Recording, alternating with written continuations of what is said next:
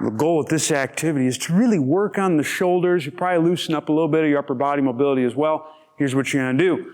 You're going to be doing a handstand supported up against the wall. You want to make sure you get a box of some sort so you can offset this handstand, because what's going to happen is I'm going to weight bear a little bit more through my right side. In this case, I'm going to use my left hand. And so for that, what you want to do is you want to keep your hands flat. You want to be not super close up to the wall, but close enough.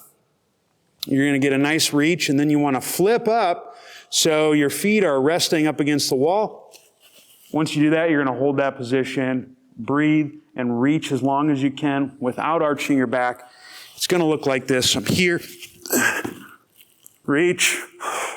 Breathe.